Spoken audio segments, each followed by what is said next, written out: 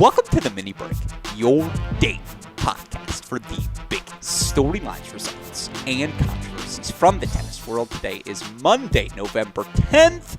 We have reached the final week of the 2025 ATP Tour season, and as sad as that fact may be, it comes with the joy, of course, of this week being the week of the ATP Tour Finals. Now, I will admit we are recording today's podcast late. We are already in the midst of Day 2's action. Nevertheless, with this being the event that is the culmination of all of the work done by all of these athletes competing each and every week, the top 8 players, or 8 of the top players, I should say, coming together for one last week of action.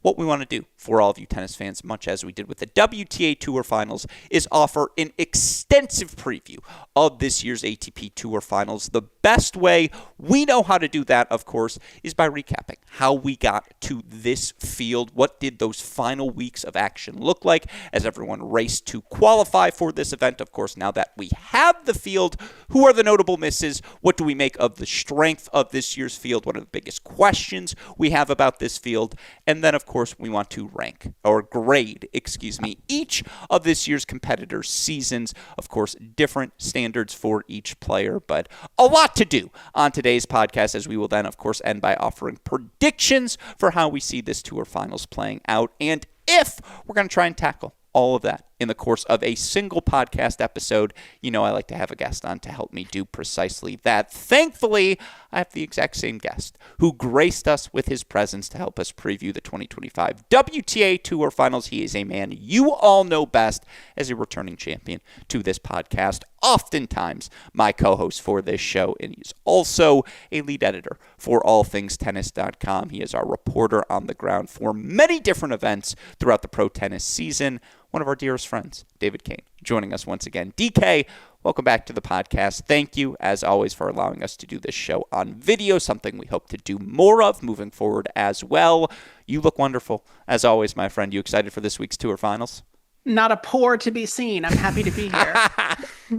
Oh, well, I'm happy to have you. And, again, it is the home stretch of this season. This is the final week of tour-level play, although we still have Davis Cup. Does Davis Cup count to you, or is this your last week? Yeah. Same answer as BJK Cup. No, I'm sorry. That's off-season, baby. Yeah, you know what? We can debate the relevance of team events at a different point, but yeah, this does feel like the final week, and certainly with how things played out, Djokovic playing last week, him and Musetti trying to duke things out in Athens to figure out, okay, who will have that eighth spot. Yeah, at those Tour Finals, the photo came out where they had to do media day before that event was wrapped, and thus they didn't have the full field, and thus it was an incomplete set of men's competitors alongside of our men's doubles competitors at these Tour Finals. I mean, let's get right into it, DK, because obviously I'm happy to have you here once again. What did you make of the way things played out? Felix obviously has his Cincinnati onward run. I think he went something like 22-5 or 6 to play his way to the 8th spot after making the Paris final. Musetti plays this week, needs 3 sets against Korda, fights off a match point just to get to the final, goes up a set on Djokovic, only for Djokovic to win that match in 3 sets. All of us seeing, okay, Musetti out, Felix in, and then, of course, Djokovic announcing in the immediate aftermath of the result that he was withdrawing from the Tour Finals, ceding the spot to Musetti. DK, I knew watching the handshake, it was very clear Djokovic was like, yo, dude, I'm not playing Turin. Don't worry about it. It's all you. You could just kind of see it in his voice. Do you like how I mimicked the handshake for you there? That was a little dap up. The benefit of video. Yeah, exactly. You do a lot of physical comedy now. And by the way, watching you, that was funny. Why, listeners, this is why you got to go watch the show to see what DK just did. You should imagine he flicked me off. That's not what he did, though. Don't give it away for free. Yeah, exactly. But the idea of just all of it, what did you make of the process, the ultimately Musetti getting in, Djokovic pulling out? What'd you make of the final week? I mean, I think if you're a WTA watcher, this is not an unfamiliar scenario for the finals to come down to the very last day. It's not something that I think the ATP is particularly used to, but leave it to them to make it the most, potentially dramatic, traumatizing, punk rock, iconic way for it to end. I mean, the fact that it really did seem like in those 25 seconds that Musetti had not, in fact, clinched his spot at the ATP finals, just coming just short, only to be given that lifeline at the last possible second by Novak Djokovic, who maybe could have told him a little bit sooner, but it is very funny. As someone who likes to laugh, that is very funny to me that he played the whole week, only to be told at the very last second, by the way, you can have my spot. So I didn't need it anyway. Well, two things off of that. Let's start with the Djokovic piece, because we're not going to talk about Djokovic much today, as he has opted out of these tour finals. And truth be told, I don't even want to offer a grade for the Djokovic season, because all of this is just gravy. Anyone who is assessing Djokovic for relevance or significance, he's past that point of his tennis career. This is the shits and giggles phase. He is just doing this because he likes being a professional tennis player, and the way he ripped his shirt off after winning the title here this season, this weekend, it was just this still matters to him to compete in front of his kids. I talked about this on a pod I just did earlier recorded on Monday. You listeners should have heard it by now, hopefully. Yeah, well, I saved the good one for you. I needed a warm-up so that I'm hot coming in for you, DK. Imagine being a dad with a kid who is cogent enough to understand who you are athletically and gets to revel and enjoy the success alongside of you. If you are still able to compete at the highest level and have that connection with your kid, I don't want to say that's the dream, because the dream is for me to see a kid become president one day. I like to think that's even higher aspiration, but it's not the dream. That's a great scenario. I don't know who wouldn't want to continue to pursue that, especially given he finished third in terms of total wins at the majors, right? Semifinals of all four of them here this season. He is still very much a relevant part of the top of the tennis ecosystem and gets to play in big matches, gets to play on the biggest stages and be extraordinarily competitive still within them. I understand. All that is to say, why I preface it with that, because this is the only Djokovic talk we're going to do, because we should do 2 seconds on it. At this stage of his career, you're looking for motivation. And given in the best way, he is a monomaniacal competitor, in the way you have to be to ascend to be the most accomplished man in men's tennis history. The idea of him at 38 being you know what?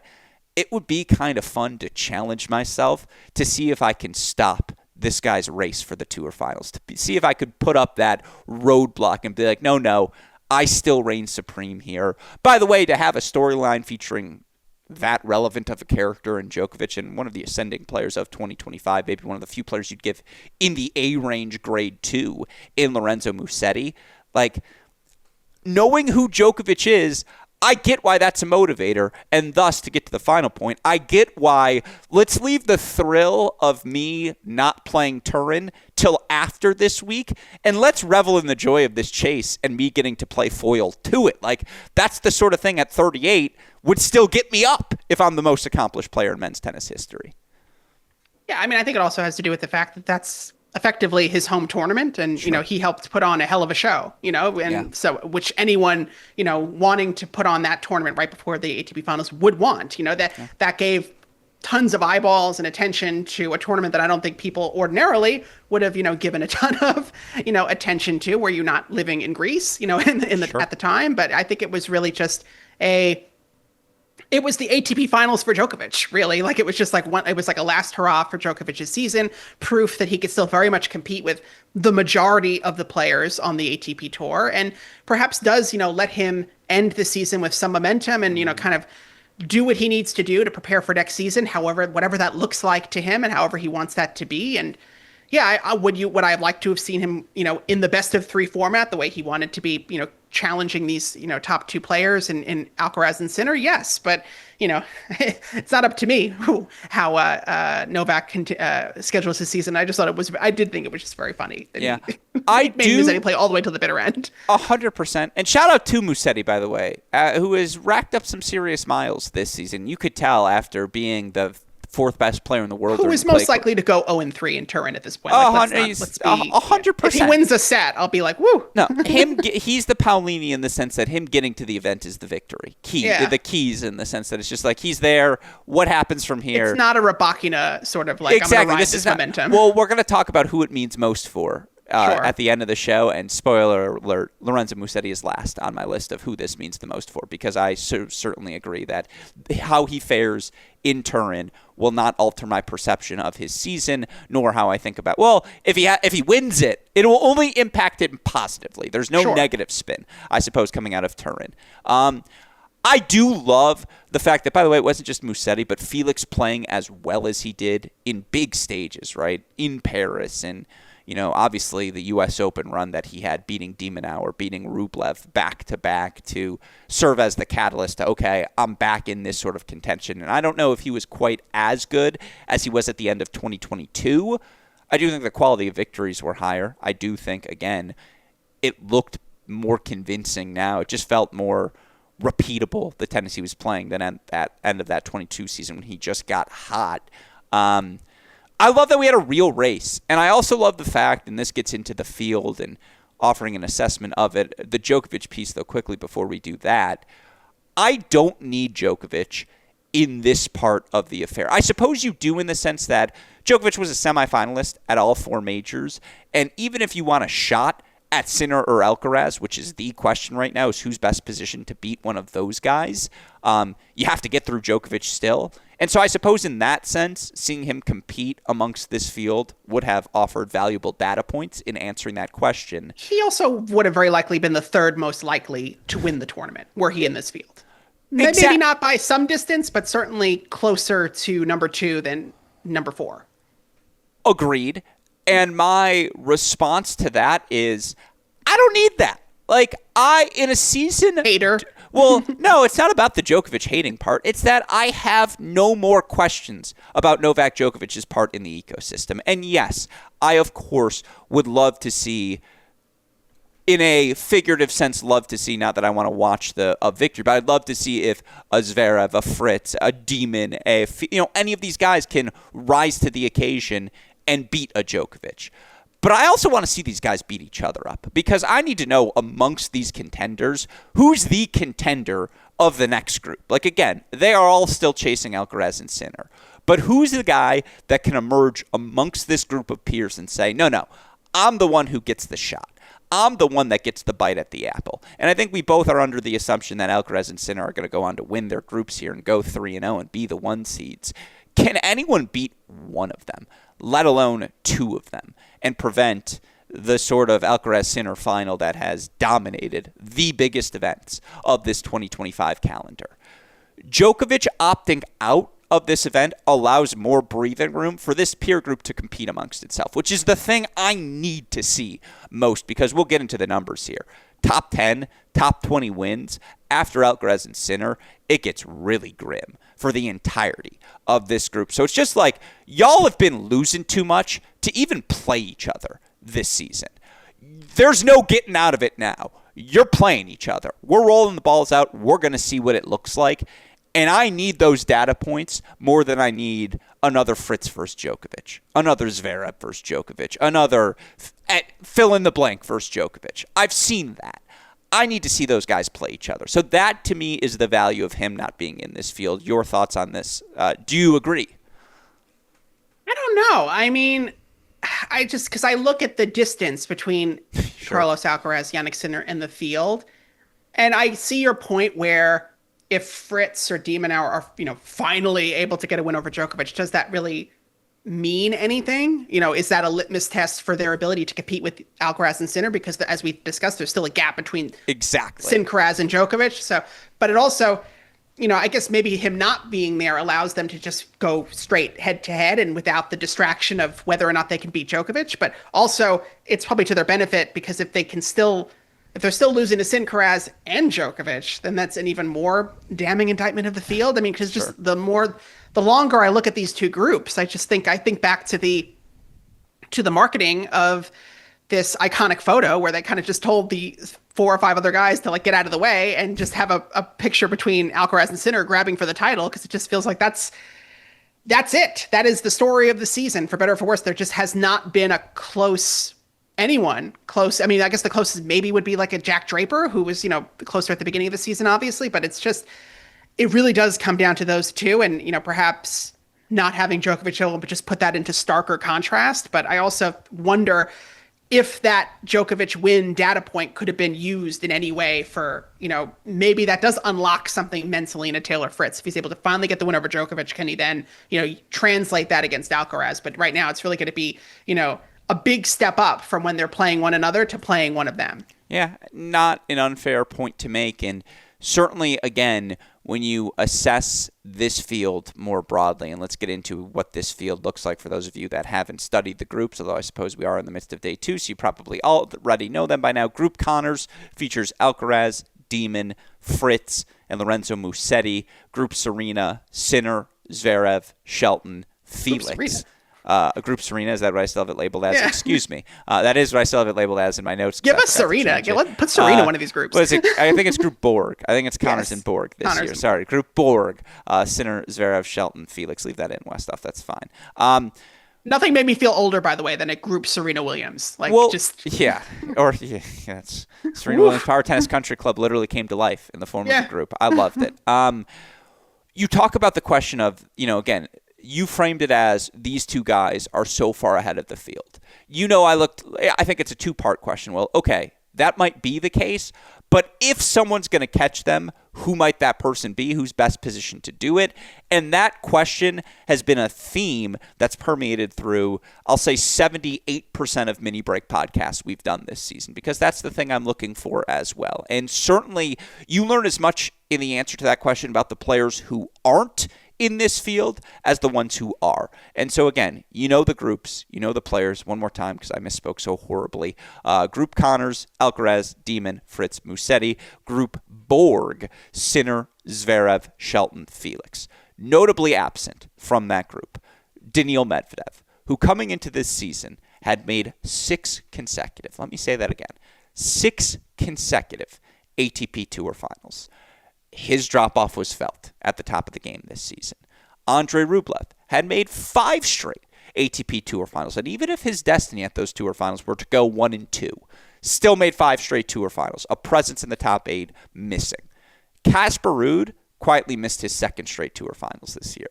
Stefanos Tsitsipas missed the 2nd straight Tour Finals this season.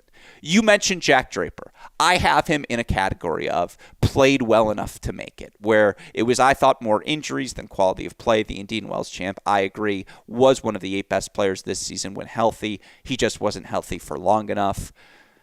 That Sasha Bublik is the only other guy I have as played well enough maybe to make it in this field. I think speaks to the indictment of the field. And again, it's one of the storylines you cannot miss in looking at this year's field. Yes, Zverev, Demon, Fritz, those are all part of the original next-gen cohort.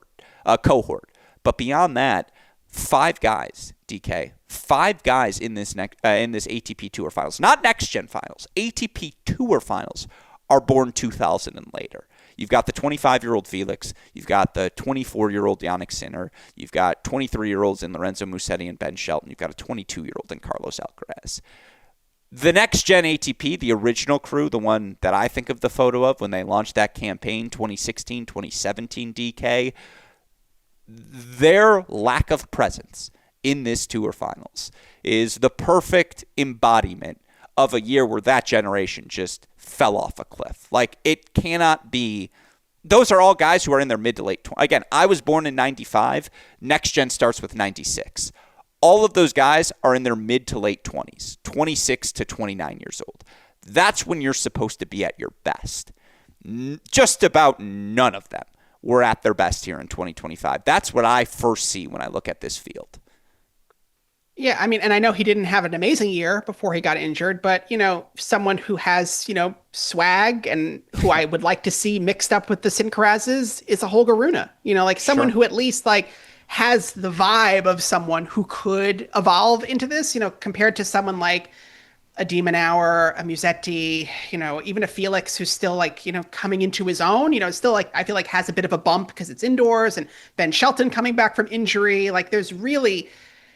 It's tough to look at this field and say, oh, this one's going to be, he's in trouble. He's got to play this. I mean, he's already, Jannik Sinner's already up a set and already beat Felix. That's probably the one that would have been the most interesting.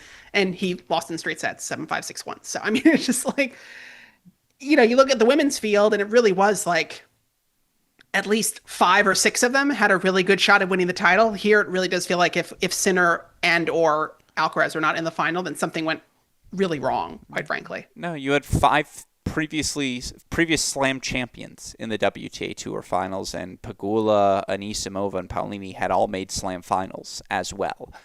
You just don't have that sort of pedigree, that sort of experience going into this year's Tour Finals. Again, Sasha Zverev is so clearly the most tenured man at these Tour Finals. He's in his 8th, I want to say, Tour Finals of his career. The next closest, Sinner's has 4. Again, Fritz and Alcaraz are at their 3rd. Demon's just at his 2nd. Like, Felix just at his 2nd. It is remarkable. And it's something we'll spend more time exploring in the offseason. But it's just has the window closed on the original next-gen crew? Would you look to any of them as the biggest threats to Alcaraz and Sinner in the immediate future? Maybe you look to Zverev. Maybe you look to Fritz. But, yeah, you're right. Again, when I look at this field, it's grim for that cohort that should be dominating the top of the scene. And again, that generation might walk away with 1 major title. 2 generations of players are going to walk away with a collective 3 titles between Cilic, Del Potro, and Medvedev. That's going to be it.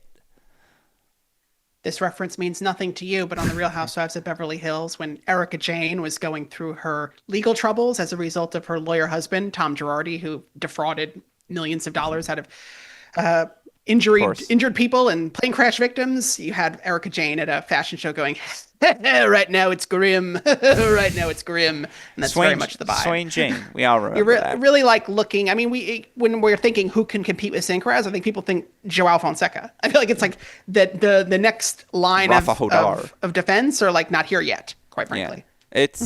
It is crazy. And again, no Menchik, no Fonseca. Leonard Tien's really hot. Maybe you throw him in this field. He's got wind over Zverev. Would this field be more fun if it was Bublik instead of Musetti?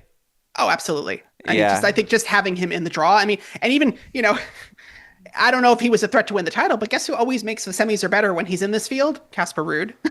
Never lost in the round robin stage. Always makes it out of the round robin play. So, I mean, we could go into the previewing or what. I don't know what we're doing next. It just feels like testament to the Bublik season or indictment on the field that it would be more fun to have Sasha Bublik. A little bit of both, because Bublik had a really good year. Bublik did get a win over Sinner, right? Question mark? Yes. Yeah, right, he did. Sure. Grass courts. Yeah, so, I mean, I think Bublik had a good enough year that it wouldn't just be a sideshow. I think he'd be a reasonable threat to make it out of his group. I mean, in a group where, a Ben Shelton's just coming back from injury and Lorenzo Musetti is gassed. Minaur is where we don't know where Minaur is at, and Fritz has been not amazing this year. He has as good a shot as any of these guys. I apologize for interrupting. I can't believe we're saying that. Where have we come as a men's game where it's Sasha Bublik? It's been a very WTA year for the ATP in the sense that, you had your 2 top players and really just not much else in the way of consistency for the rest of the, it says something that it took until the last possible second to determine this field, because there just was not a ton of standout results from the top 8 field who were healthy enough to compete. If I say Bublik finishes over under 17.5 in the rankings next year, you taking better than that or worse than that? Well, that's a whole other question. It's Bublik's the kind of person who I could have predicted to win this final and then not even qualify next year. So I just don't. Under 20, I mean, he's had a pretty good run, but he had a pretty good run 2 years ago, and it took him 18 months to get back into that rhythm again. So I don't know how he responds to this season. Yeah. To be honest. Yeah, again, Medvedev, it started in 2024. You saw it with the way the Sinner head-to-head completely flipped. He was better down the season's home stretch, but again, will he make another Tour Finals is a fair question. Ruud, I would bet on making 1 more Tour Finals at least. Tsitsipas, Rublev, we're not going to touch because that could be. I don't know. When Casper Ruud showed up to Turin with that haircut, I was like, "Oh, we're never." It's over. We're never seeing Denise Richards again. Real Housewives of Beverly Hills. Of course, that's isn't there another Denise Richards? Isn't that the one from Wild Things? Yes, the very same. Oh, it's the same Denise Richards. Oh yes, she was a 2-season Real Housewife of Beverly Hills. Was driven off the show, and she was accused of having a lesbian affair. But she's back, baby. She's gonna be back as a friend of this year because she's in the middle of a really nasty divorce from a really creepy but very hot guy. Was she married to Charlie Sheen as well? She was. Yes. In fact, there's a story. And you say I don't know anything. Yeah, she invited one of Charlie's women of the night to Thanksgiving dinner because like he had left her in the car and she was like, let her come in for Thanksgiving dinner. She's a real one, that Denise Richards. Yeah. An amazing turn on 30 Rock too, if you've ever watched that episode. I'm a fan of Denise. These microphones look like black ice cream cones. You know what?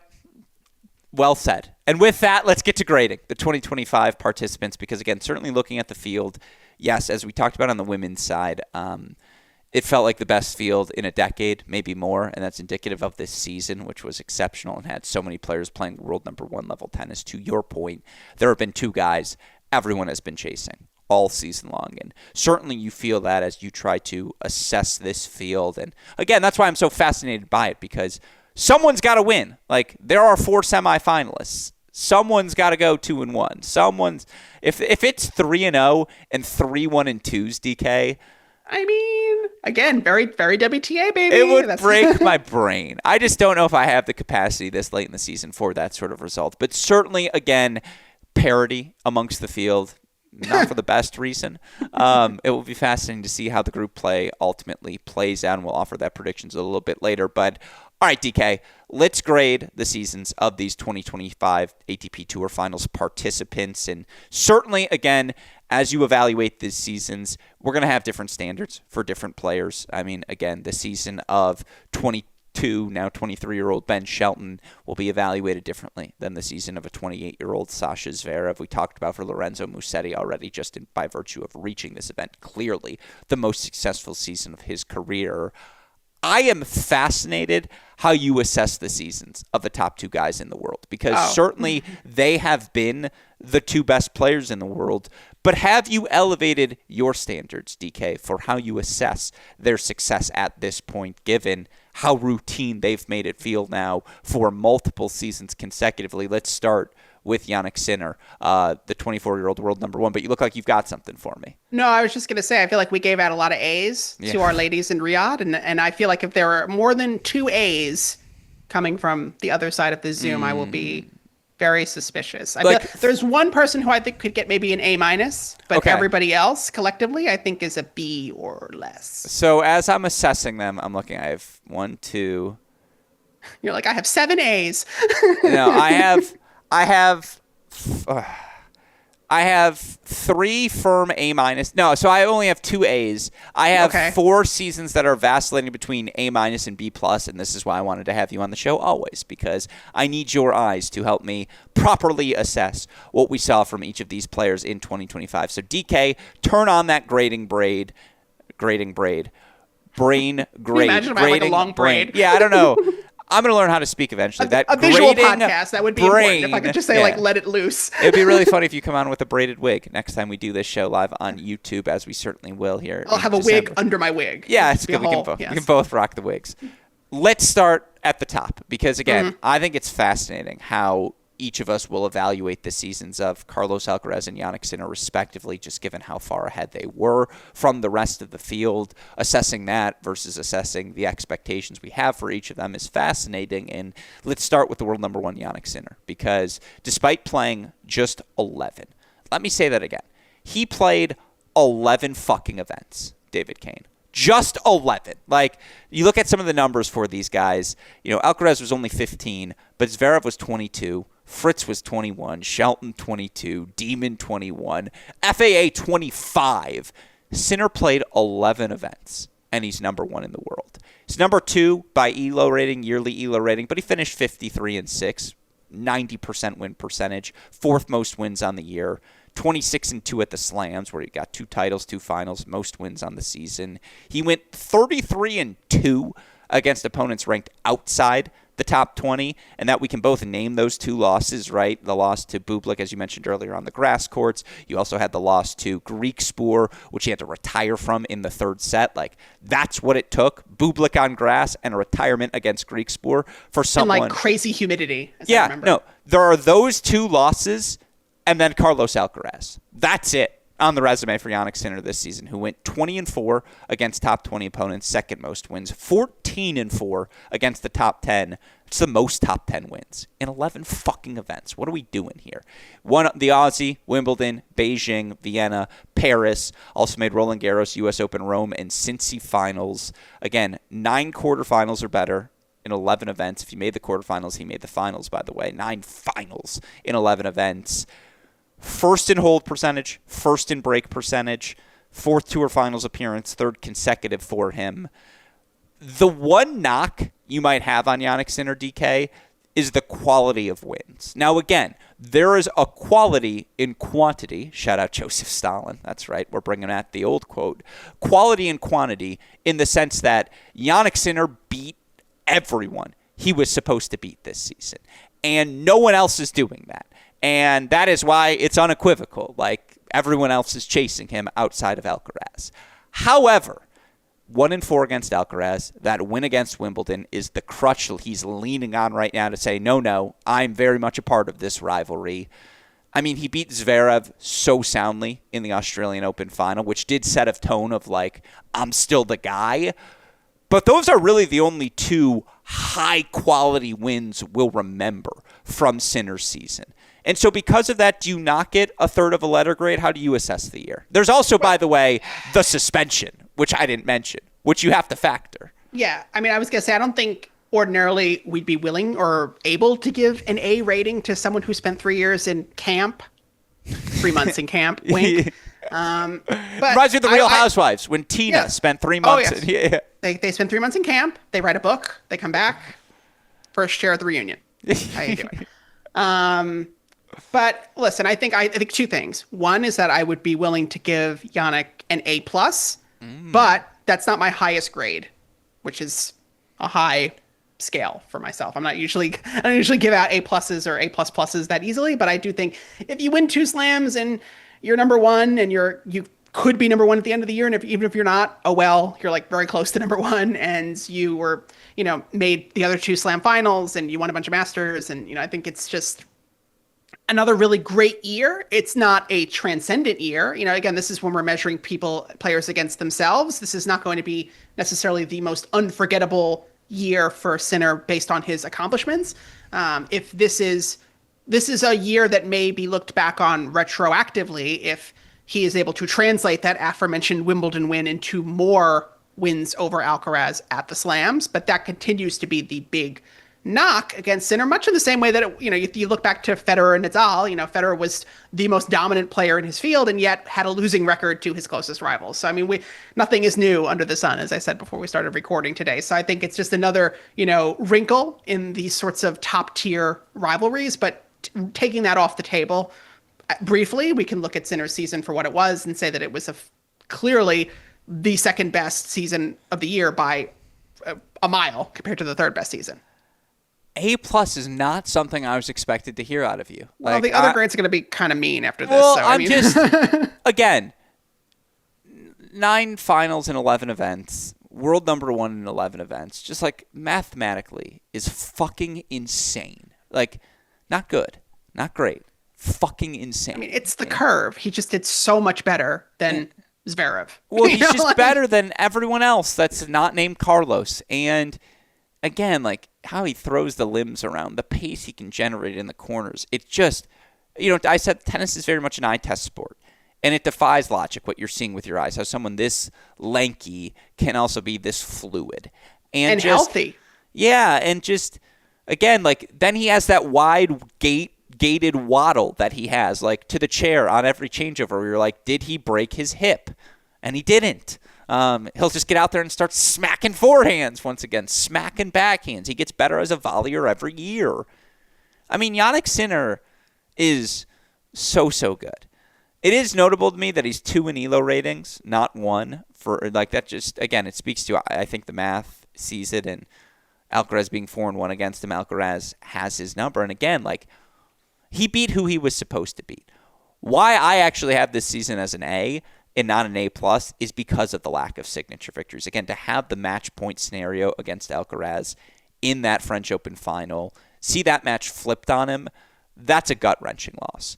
At the same time, he then goes and beats Alcaraz at Wimbledon. Very, very impressive. He then lost to him, though, on hard courts. Like, hard courts are supposed to be Jannik Sinner's I think the U.S. Open win is worse than the French Open loss because, Alcaraz was the defending champion versus hard courts where Sinner is considered to be, and it was not close, even though it was 4 sets. So like that was kind of the weirder, especially because he had just beaten him in the last Slam final. Sure. So you feel like, okay, there's some momentum here. He's on his best surface and then just really didn't show up. So that is, Fair. it's a problem. I also think not a bad problem. I think you have to knock him a third of a letter grade because he was suspended for 2 months for a violation that, yes, we don't have to relitigate it here, but that should factor in. Like, he missed Indian Wells, he missed Miami, he missed Madrid and Monte Carlo, like a significant portion of the calendar. And had he participated in those portions, we could be talking about a season where he was like 74-7, and now you're starting to stack. Well, you combined his 24-25. Is that the best 2-year run we've seen from anyone? And it would stack up with that 04-07 Federer range. Pick your Djokovic seasons, pick your Nadal seasons. I mean, again, this guy's won over 90% of his matches and held his serve over 90% of the time for 27 months consecutively now, dating back to October 2023. It's ridiculous what we're seeing. We should marvel at it every day. I have a firm A because, again, there was some drama, Sinner-centric drama at the start of this season to knock him down a third. But, like, yeah, there's a delta between him and the rest of the field, and it's sizable. Yeah, I mean, if the suspension had taken him out of a Slam, I mean, listen, I got a very angry email from somebody who said that I was referring to the fact that it was Sinner's first, second, or maybe third tournament since the suspension, or maybe it was his first Slam since the suspension. I was like, I mean, yes, I could see if it was like his 9th, 11th, 10th, 11th tournament after I was still referencing it in the first line of the article, then sure, fine. But I mean, he just came back. Like, you do have to acknowledge it. But at the same time, in spite of that 3-month gap, he's 5,000 points ahead of number 3. So, and the fact that he didn't play Indian Wells or Miami, it's sort of just like, yeah, you're right. It would have probably put him in position to rack up another 5 or 10 wins on his record. But it's also like, do we care? You know, if we're going to look back in 2025 and be like, oh, but Sinner didn't win Indian Wells, you know, it's like kind of, oh, well. There was a point, I think it was going into Beijing or Shanghai, where the gap between Sinner and Zverev was the same as the gap between Zverev and me and you, where it was like, legitimately, it's like, that's the difference. It's like a zero on the board. That's the gap between him and the third highest points accumulator on the season. It's a firm A. Like, and if you want to say A+, that's fine with me. We're in the midst of a special run. Buckle the seatbelt. Enjoy the ride. And certainly, if you're enjoying the ride of a 2025 season, if you were on the Alcaraz bandwagon for it, you enjoyed your ride throughout the course of this season as well. Again, Alcaraz, 22 years old. He's number 2 in the rankings, 1 by ELO rating, 1 by yearly ELO. Most wins at 67-8, an 89% win percentage. 24-2 at the majors, 2 Slam titles, second most wins. 44-3 against opponents ranked outside the top 20, but he was 23-5 against the top 20. That's the most wins. 13-3 against the top 10, best win percentage, second most wins. He won titles: Roland Garros, U.S. Open, Monte Carlo, Rome, Cincy, Queens Club, Tokyo, Rotterdam. Also made 10 total finals in 15 events. The other finals, Wimbledon, Barcelona. 13 quarterfinals in 15 events. 6th by hold percentage, 2nd by break percentage. I mean, the most significant thing, though, is the reverse. He went 4-1 against Jannik Sinner. He overcame a match point deficit to beat him in the Roland Garros final. He overcame the trip up in the Wimbledon final and smacked him at both Cincinnati and the U.S. Open. Now, I know there was the illness related to Cincinnati, but still, third Tour Finals appearance for him, but 4th consecutive year he's qualified. What brand of A do you have for the 22-year-old Alcaraz, DK? Yeah, I mean, I think I give him an A++ because I think, yes, his year was, it wasn't significantly better than Sinner, but for me, I think that U.S. Open run for me is really pivotal because it was the most interesting turn. You know, obviously the French Open was probably the match of the year, but the U.S. Open was very much like the one where you felt like, okay, Alcaraz can win again. He could beat on hard courts. He could beat Sinner on hard courts, and also is one that I really think shook Sinner the most because it was like I got to go back to the drawing board. It's like, girl, you just beat him like 2 months ago at Wimbledon. Like, you should you really be panicking that much? And I think it's a testament to the seismic shift that result represented for both of them. And I think it's really given Alcaraz a bit of a lift at this part of the season where he might not have been feeling as good. You know, I think if he didn't win that U.S. Open final, he probably would have tapered off a little bit, more extreme this fall. And I think it puts him in good stead to potentially win this first ATP finals, which would really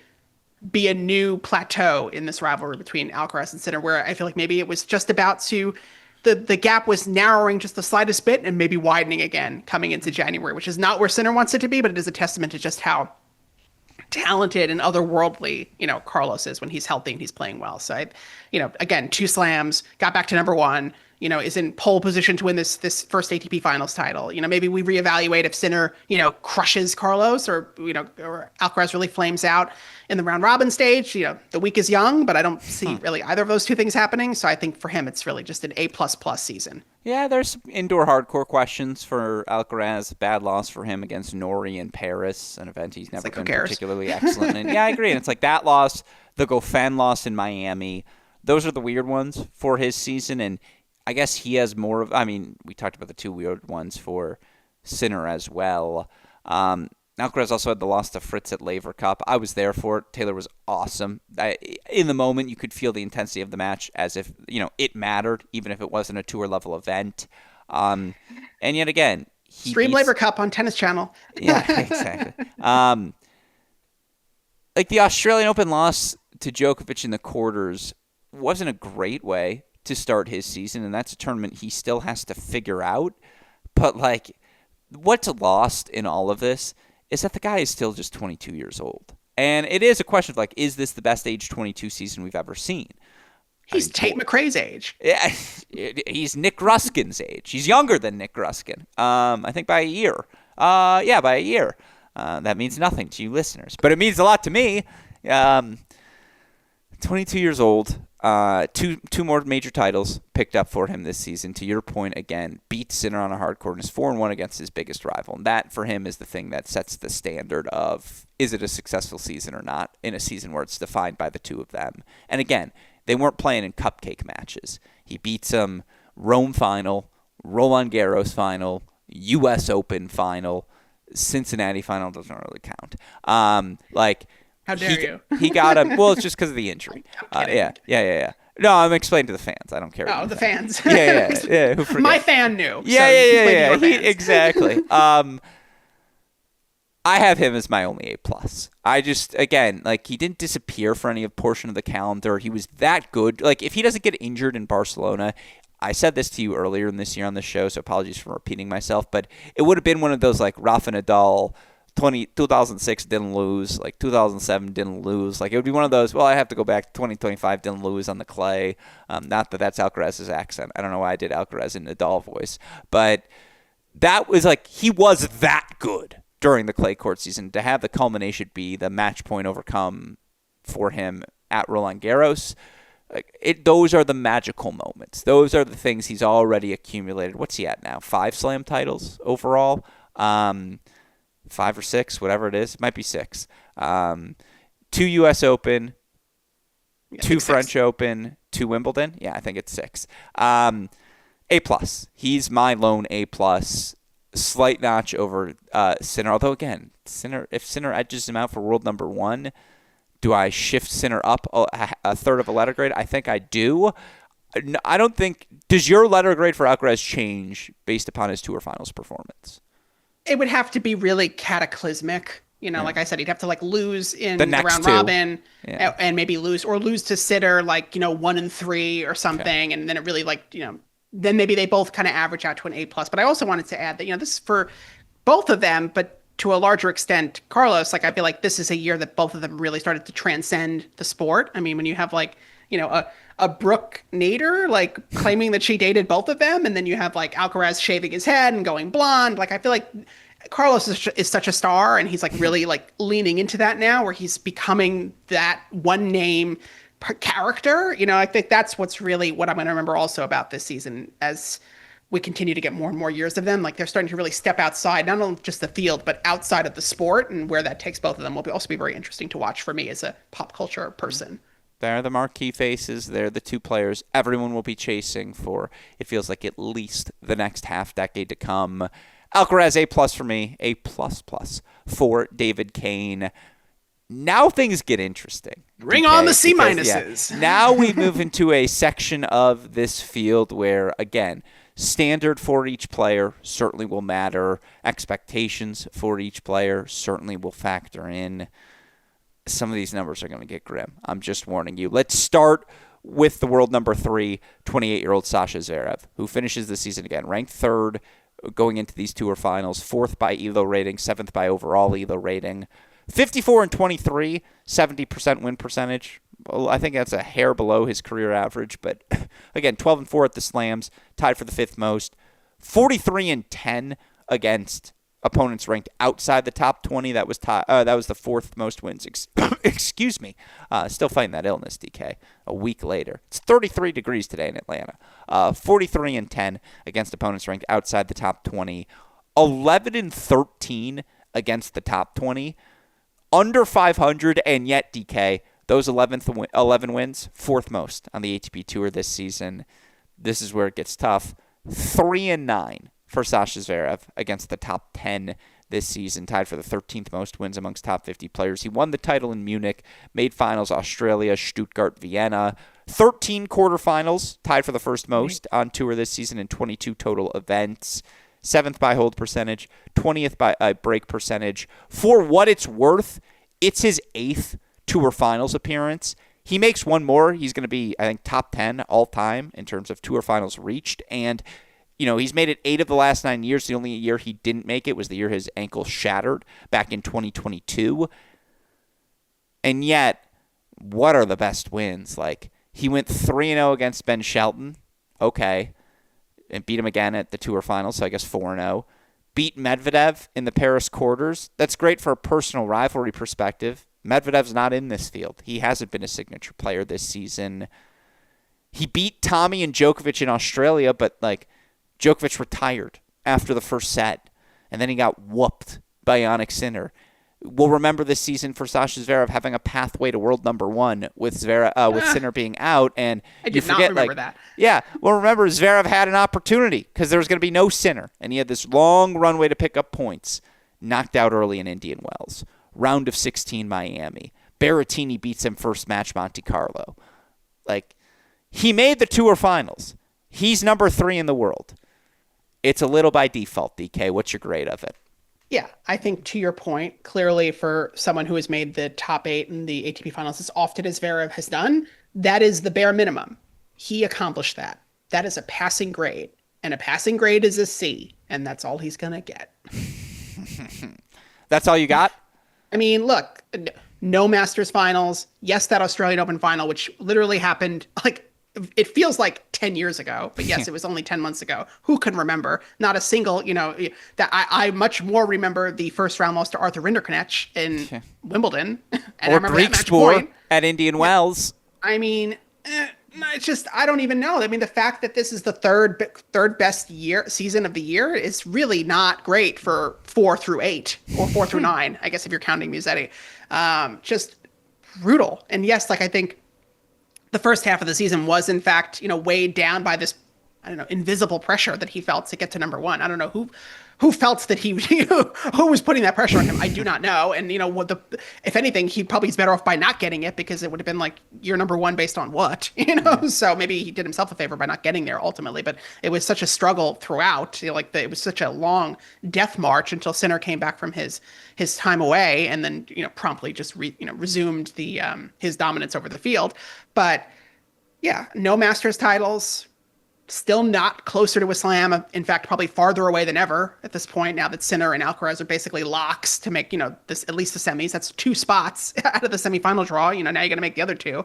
And you're, at least he's in the top 4. He'll still have a quarter to himself for now, but I don't know. I just think he just did what he needed to do to get to this, top 10 achievement that you cited, that I really feel dilutes the prestige of it if he ends up doing it. But he is a 2-time ATP Finals champion, so he could still. This is a format that has benefited him as often as it hasn't. So it's unclear where he goes this week. But it just was. Again, we're starting here, and it's not. I feel like it's only going to get worse, quite frankly, going on. So I don't really know. 4th consecutive season, he made over 70% of his first serves, which is quietly.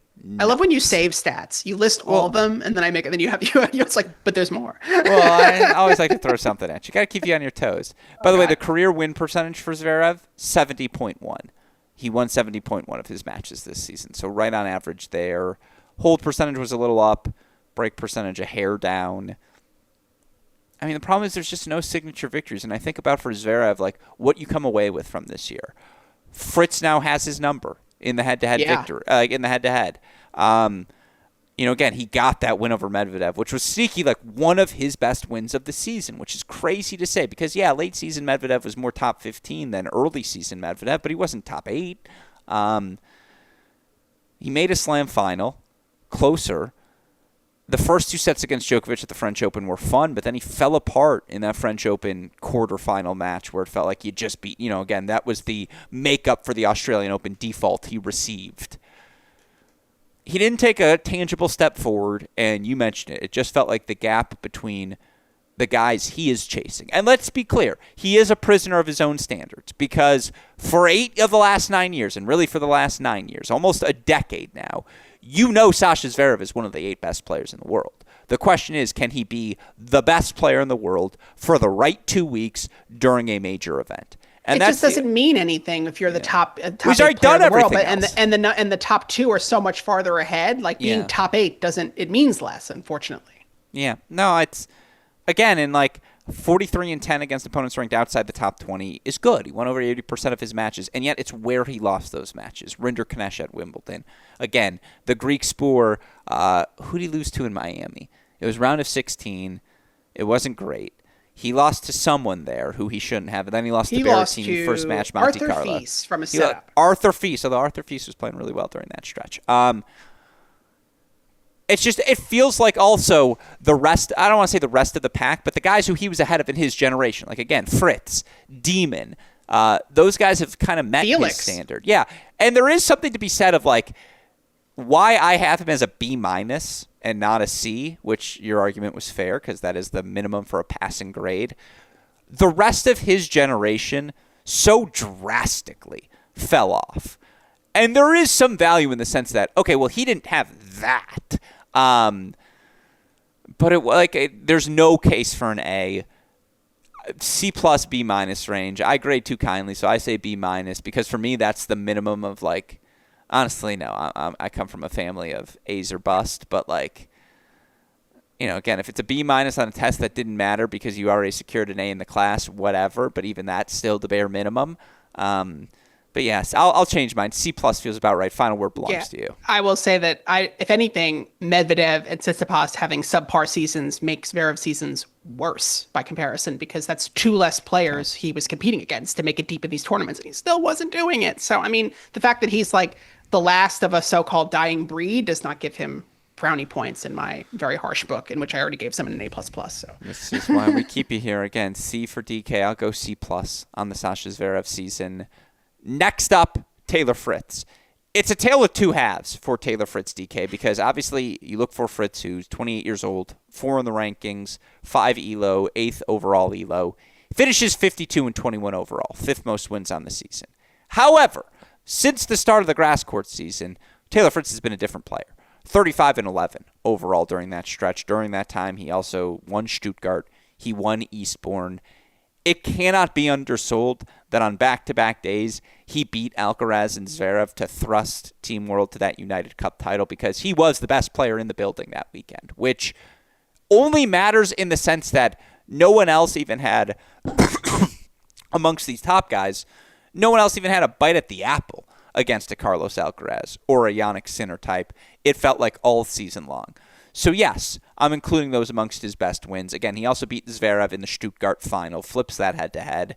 He's 2nd by hold percentage, 42nd by break percentage, 11-4 at the slams, is tied for the 7th most, 45-13 against opponents ranked outside the top 20, 2nd most wins, 7-8 against the top 20, tied for 10th most wins, 3-4, not great, against top 10 competition, tied for the 13th most wins. It's his 3rd Tour Finals appearance, DK, 2nd consecutive. Fascinated what you make of Taylor Fritz's 2025. I mean, you look at what he did last year. He made his first Slam final.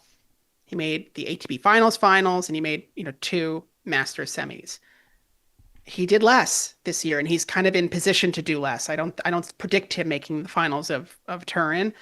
He didn't win a Masters title. He made that really good semi at Wimbledon where he had a good match against Carlos Alcaraz, but that's one match, and he had that. I think if he had beaten Djokovic at the U.S. Open, where I feel like he was really set up to, that was like, that's your moment. Like, this is your moment to like get that really signature win over the, you look at then at the women's side, a lot of those up and coming players got that win over Serena, and they're not coming from Djokovic in the same way. And so I do think it's a less disappointing year than Zverev, maybe because there was maybe more expected of Zverev than of Fritz, but it's not that much better. And arguably you could argue that it's worse because Zverev made a slam final and Fritz didn't. So I'm inclined to give him like a B minus. I just feel like it's hard for me to give him anything. It almost feels like a C plus B minus, just because, like you said, he was absent for really the first half of the year. He improved the second half and made it back to Turin. That's great, but it's not this sort of, this is not the follow up that you're looking for from someone who made a Grand Slam. You compare that to a Jessica Pegula, by contrast, who like also had her struggles this year following up her Grand Slam final run, but then had a really strong finish, and a stronger finish, I would say, than Fritz. So a B minus. I'll be nice, because I'll throw in the Laver Cup results, even though I don't put as much stock into them as I feel you do. Oh, it's part of the bias of being there. Look, again, the first representing Team World. Yeah, the first half of the season was so poor. Again, the first round exit for him at Roland Garros, the third round exit for him losing that match to Monfils as he did round 3 in Australia. He wasn't good. Indian Wells did make that Miami semifinal, but loses to Menchik there. I'll give him the Laver Cup success, but it was a bad loss to Yuri Lechechka in 3 set that ultimately handed the Davis Cup Czechia rubber over Team USA on home soil. And like Team USA's continued struggles in Davis Cup, it matters to tennis fans. It matters to me, certainly. Love Yuri Lechechka, by the way. I haven't had the opportunity to talk about that on this podcast. He is a fun talker. He is a nice guy. Like, I would love to see him in Turin. You're a Lechechka guy. For top 8. Oh my gosh! Like, I was so impressed by him. Me and Howard Fendrick from the AP, we were like sat in one of his press conferences before he played Carlos, and even after he played Carlos, just like really like a good talker, well-spoken, smart, just like, I was totally won over. That was my big takeaway from the US Open. I was like, oh, good, Yuri Lechechka, good for a quote. That's one for the old noggin in 2026. He was my most underrated player in the world coming into this season. I think he's properly rated now in that 10 to 20 range. But sneaky young also, still just 23 years old. Thank God. On the Fritz front, sure. Age 28. It is a second consecutive Tour Finals. He has now made it 3 of the last 4 years. And if you were mapping out what does the prime of Taylor Fritz look like, this was probably it, because this is a guy who, again, a little athletically limited from a movement perspective. As much ground as he has made, no one will ever accuse him of being a good volleyer moving forward. Accuse. Yeah, and just, like, again, he's maximized every part of himself. He is also another one of those monomaniacal competitors, like I talked about with Djokovic Lerner, where it's just like, if he has the option to beat you or cut your throat, he wants the throat cut. And again, of these guys, where we talked about this at the start with this field, the biggest question in the world right now, as it relates to men's tennis, is who is the biggest threat to the duopoly forming with Sinner and Alcaraz. And move Novak Djokovic aside, because in theory, he won't be here forever. And he recently talked about 2028 Olympics, maybe a stop date. We don't have to discuss that now. But amongst the rest, there is a question. Well, forget long-term. Forget Fonseca long-term, Hodar long-term. Let's just focus 2026. Who is the player most likely to beat one of Sinner or Alcaraz at a major in 2026? And I do think, heading into these Tour Finals, David Kane, that Taylor Fritz has become the answer for me to that question. And I think in how he's flipped the rivalry, I'm saying long-term. I'm talking immediate future. Like, they match up, Slam quarterfinals, Australian Open quarterfinals, Australian Open semifinals. I just think Fritz has the moxie to pull it. Again, it helps that I watched him beat Alcaraz and saw what that had to look like, how aggressive he had to play. I also think, again, I just trust him in the big moments to find a big serve, to play on his terms, to not wilter and go out swinging. Again, he has flipped the Zverev rivalry. That's not insignificant as it relates to the broader hierarchy and the success of this season for him. Again, like, biggest long-term threat, he's not my answer.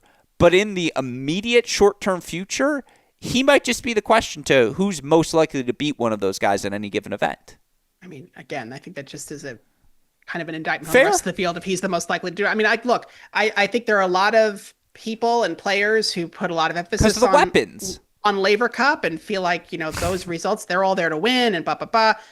I don't think you can equate Alcaraz's level of intensity in a Laver Cup match to the Wimbledon semifinal. Like, it's not going to be the same. And I think even Fritz is almost not delusional enough to not believe that. Like, if you need to come away from that being like, yeah, I beat Alcaraz in the Laver Cup. I could beat him at a slam. I don't think Fritz believes that either. So I think that's part of the problem.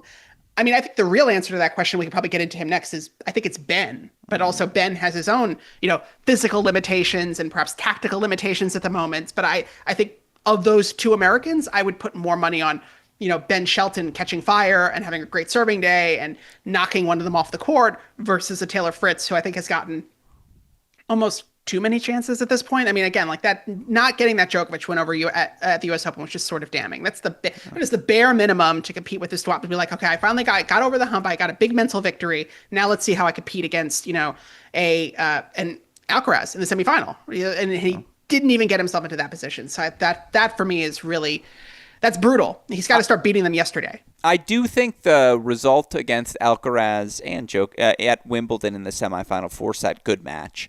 And Djokovic to some extent, which was better than what we had seen from him traditionally in that sort of matchup. It was a step forward, but you're right. At age 28 years old, you can't just afford one step. Like, you got to go out. You mentioned it. That was your moment to capitalize. It's also a tactical thing, a game style thing. I think his serve, just foundationally as a piece to be aggressive behind, allows him to keep pace in a way with Sinner and Alcaraz is just a necessity to possess, given the way those guys can overwhelm you with their pace so quickly. I'll go B-. Like, again, B-. He was so much better. Had he been who he's been since the grass court season, the front half of the year, I think we could be ranging towards B+. I think he'd probably be ranked 3 in the world. The problem was he really didn't get his season going till the start of grass court play, and you got to knock him for that. So I'm more B- range than C for Taylor Fritz, but I can settle with B-. That works just fine. I'll give him a B- because I love Morgan. I feel like she's great. She's been a wonderful value add to the duopoly. I like it. And we were talking about this earlier. Shout out to your sister-in-law. Shout out to Michael Russell. Shout out to me. 3 people from the Southeast Michigan suburbs. So shout out to the 3 of us. Michael Russell and I went to the same high school before he left for Saddlebrook, like a few years later. But shout out Michael Russell. You mentioned Ben Shelton. That is where I want to go next because thank God. It's an interesting, it's an interesting case of what to make for the guy who for most of this year was 22 years old, but age 23 now. Shout out October birthdays. 6th in the rankings, 7th in ELO ranking, 10th in yearly ELO. Went 40-21 overall in the year, one of the lower win percentages we have amongst this group. 11th most wins overall in the season. 13-4 at the slams, quietly, 4th most behind Sinner, Alcaraz, and Djokovic. He went 13-3 against opponents ranked outside the top 20, tied for the 10th most wins. 7-8 against the top 20, tied for 10th. 2-7 against top 10 competition. That's not great. Tied for 21st most wins. He did make the Munich final, and most importantly, did win that Canada title in the immediate post-Wimbledon aftermath of who is the biggest challenger.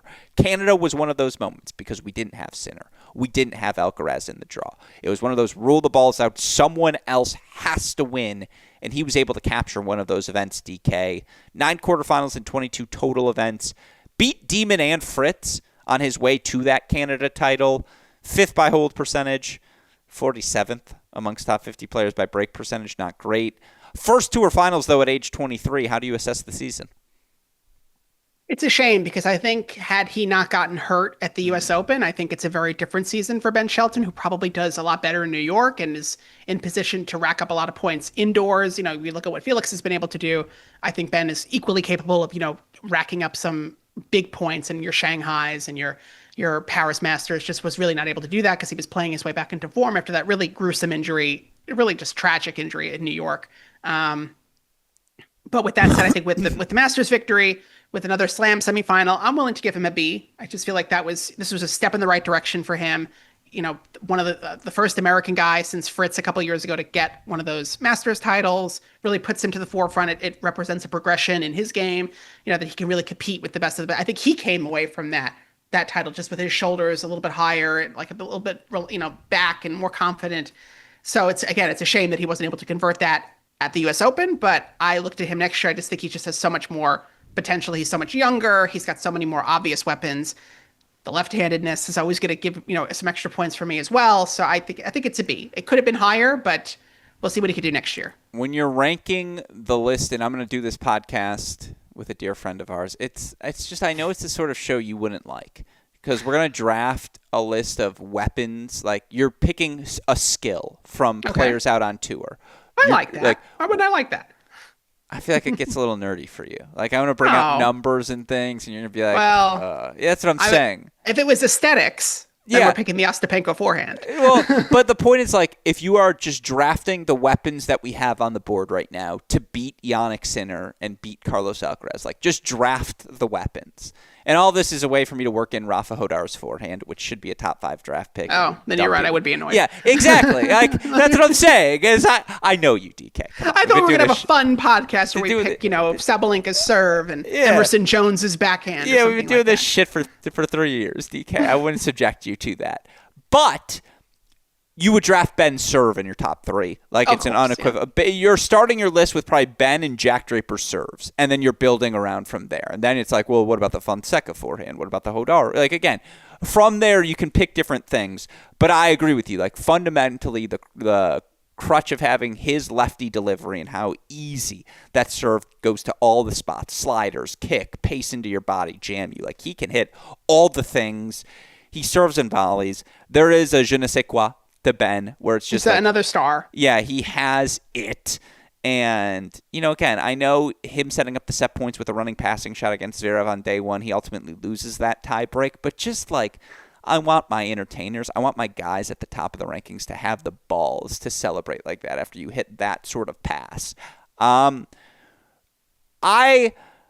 have said till I die, like, watching Ben's backhand slice via your computer screen, via a television, is so different than watching it in person. Like, it's just not as bad as it looks. But it is attackable. And, like, serving into his backhand, that's where people are going to go. They're going to try and get him to play on the move. They're, again, I don't love his backhand slice. I wish his dad would be like, I'm fining you $100 every time you hit it when you shouldn't. And when you shouldn't. Because he's just too athletic. Every time he hits it, it's just at the expense of something else he could do with his speed and his footwork that's more advantageous. Not that he needs to lose it forever. I like when he hits it line as a redirect and then moves in behind it, because that's a really tough pass to hit across your body. But, like, structurally, backhand's an issue. I actually think he's going to be a monster on clay. Like, give his ground strokes more time, and that forehand's just going to be so explosive, and he is that sort of athlete. By the way, quick math, 13 wins at the majors means he's averaging getting to the 4th round at all of them. The only one that he got knocked up again when he was injured against Manarino round 3 U.S. Open. 3 out of 5 sets brings out the best of Ben. And I think for Ben, age 22 for the majority of this year, to qualify for his first tour finals, like I've said this a million times. This is a guy who wasn't playing tennis full-time till he was 14, 15, 16 years old. Like, there are still nuances that are going to improve for Ben. And I do feel like of everyone on this list, you still feel like he is the least refined product on the tennis court. And for that product to already be at a point where he can reach top 8, I go B+. Like, this is quietly one of my stronger grades, because it's like, got to keep the scale of this is the next step. Before you win, like, no one but Sinner and Alcaraz goes on that sort of trajectory. This is a much more standard trajectory to get there, and he's checking all the boxes. Yeah, no, I think, like I said, I think for me it's a bit of an incomplete for parts of the season. If had he been able to do what I think he could have done, I think it could have been an A- season. It could have been an A. We don't know. We don't know what could have happened in New York, and that's really what the big what if of the season for me is what happens if he doesn't injure his shoulder. And I will also add that my confidence is predicated on his ability to keep that shoulder healthy, because Sure. if we look back at Andy Roddick. There was a point where that shoulder stopped working as efficiently, and it really did kind of, hobble him. That is the cornerstone of his game, and it's the cornerstone of even this hypothetical person's game. So that is a big deal, going into next year and the next few years, that remaining stable and sturdy. But yeah, I think if he could have a complete year, I see him, now he's proven he can make a slam semifinal. I want to see him in the slam final next year. That would kind of be the benchmark for me. And I think he could do it. So, but for now, it's B-. What would you draft first in building the player to compete with Sinner and Alcaraz? What skill would you want? You can pick one skill from any player. I probably like, Djokovic's, consistency. Oh, non-Djokovic division. Of course, Djokovic is excluded. You can't pick from the greatest of all time. I draft 25-year-old Novak Djokovic. Yeah. You can't do that. Yeah, that's one of the rules. I forgot to explain. I found him. Plop him in. I think it's this. I think in order to compete with the best men, you need to have the best possible serve. So I think if Shelton does in fact have the best serve in the game, you want that.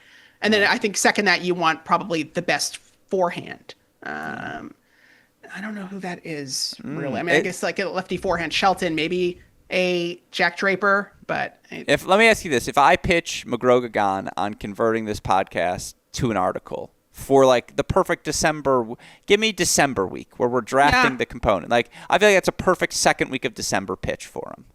It's a wonderful series, a 5-parter, like the serve, forehand, backhand, volley, intangibles. Please, that'll save us a whole week of content. I think volley plus intangibles would be its own category, and we'd have to find something. But I agree. Like mental toughness or athleticism, one of those. And then we do a full draft on day 5. You do those 4 categories the first 4 days, and then we draft day 5. You know what? Ed, respond to my DM. That's where we're at. I go B+ with Shelton. What'd you say, B? Fair. Okay. Yeah, B. Okay. Well, that works. I think I might have said B-. I meant B. Yeah, okay. B works for me. I'm going to go a little higher. Shut up, and Shelton. B+ into the Tour Finals. Next up on our list, into the Tour Finals for a second consecutive season, 26-year-old Alex de Minaur, a Demon who ends his year currently number 7, 6th in overall ELO rating, 9th by yearly ELO rating, 55-21 overall in the season, second most wins of any player this year, 12-4 at the majors, tied for the 5th most. 47 of his 55 wins came against opponents ranked outside the top 20. That's the most of anyone in the group, on the tour. That's the word. 7-13 against top 20 opponents. Not great. Tied for the 10th most. Here's the scary number, DK. 1-8. 1-8 against top 10 opponents. That's tied for the 30th most wins amongst top 50 players. He did win a title in D.C., 12 quarterfinals in 21 events, tied for the 4th most. Beat Zverev at Laver Cup, but that's really the only signature victory I could come up with for Demon this season. Career high hold percentage, and welcome to the top 15 club. Welcome to the top 25 club for the first time. Finished 14th in hold percentage. He's the only player, DK, each of the last 4 seasons, his first serve percentage has gone down, while his first serve win percentage has risen. And you see it very evidently in him just playing bigger on that first serve, playing bigger first strike tennis behind that to try and make life easier for himself so he doesn't have to always double down on his speed. Second Tour Finals, second consecutive DK. We're on video so the people can see you getting mad. Oh, God. All right. Here's the question that I want to frame for you. And I promise we'll be efficient the rest of the way. What did you think the ceiling was for Alex de Minaur when he first burst onto the scene 8 years ago, 9 years ago, whatever it was? Because my argument for this year being an A- is that... Oh, shut up. No. Here's my argument, is that wasn't this always the best case scenario for Alex Demon? To hold Demon to the standard of like he was going to be a top 5 player in the world? I just don't know if that was ever going to be him. Like... He is a 6 through 10 sort of guy that he is the litmus test player to get into these Tour Finals. If you have weapons that are big enough and you can be consistent enough with them to beat Demon, you belong amongst the elite group. If you don't, good luck trying again when you get a little better. And so this is to me the best version of Alex de Minaur, a guy who has maximized every ounce of himself. I'm not going to hold it against him in the grade of his season that his ceiling isn't as high as others. Like, meeting your ceiling should matter. We should value the maximizers. And he's a maximizer. And so thus I give him an A-. What say you? I've been holding in a yawn because that was going to be the answer to the question, what do you make of Alex de Minaur's season? But you did remind me I'm on camera, so maybe I shouldn't be doing that. No, I like that. That's pretty good. I've been bringing that up for a long time about, him, breaking the ceiling perhaps to being a top 8 player, to which I had always said, who cares? Okay, look, if he's 8 or 12, does it matter? No, good for him. He's a nice guy. He seems like a really great guy. I love talking to him. I love him as a puppet. I think he's like really fun. And listen, great use of your Alex de Minaur. Make him a puppet and have him talk with his puppet. Like, great job, ATP. Love it. It does, this is like the Rublev spot. This is the Rublev spot, and should it be Rublev over de Minaur? Ultimately, Rublev did not have more potential to break the ceiling than de Minaur did, but that's more of an indictment on Rublev, quite frankly, than it is on de Minaur. Neither's made a semi. There is, he didn't make another Masters final. He didn't make another Grand Slam. He didn't make a Grand Slam semifinal. He did worse, at the Slams overall than he did last year. I think, again, but it's like, is bare minimum for him making the ATP finals at this point? I guess it's, I guess that's still more impressive than Zverev doing it. So I think I would probably give him a B-, but you're just give wrong. him an A-. He has no signature wins. He has no signature slam He's results. Zverev at Laver Cup. Who cares?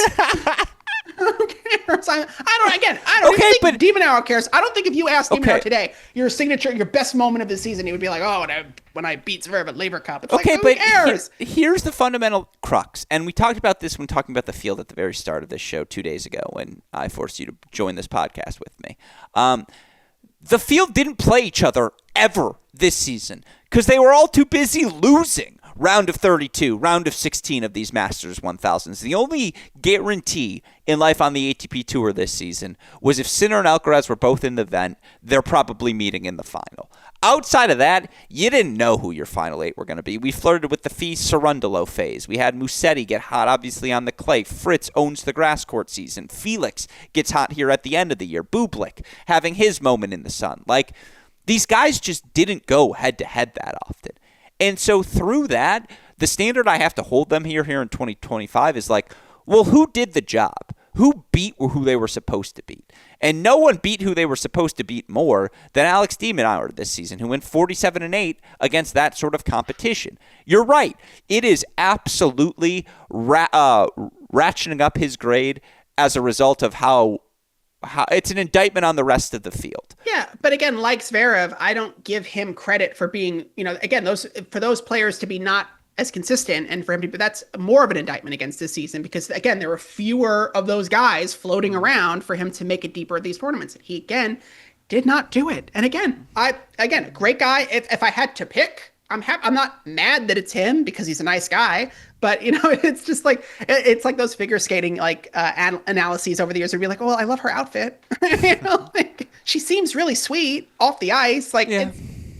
But this is a guy when I used to reference him as top 8, you would laugh at me. Like, this was a fundamental but even then I was like, but it's still, if he's top 8 or if he's top 12, like, it just, the difference for me. But the money, he made the tour finals. Yeah, and listen, I'll tell you this, I am looking forward to, a next chapter. Like, what will de Minaur be like after tennis? Will he be a Davis Cup captain? Will he be, a on-court analyst? Like, I think he's got many Laver Cup captain. They'll have like a big mural of his win over Zverev on the court by the car or whatever, the trophy.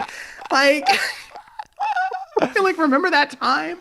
Yeah, they'll do like a biblical reinterpretation of it. Listen, so I welcome that. I welcome de Minaur 2.0. Like, I look forward to the de Minaur Bolter wedding. Like, there's a lot of de Minaur content that I welcome that is not watching him compete in Turin because I just don't think that he has it. I mean, if Taylor Fritz does not make it to the semifinals, then that's not great for Taylor. It's not great for your prediction that he's the closest, competition to Alcaraz. So Well, like I said, I'm not mad that he's here, but I also feel like he's here. It's like, to what end? To quote Maya Rudolph on Unbreakable Kimmy Schmidt, to what end? Like, it's just, No, that's where look, I'm at. 1-8 against the top 10 is not great.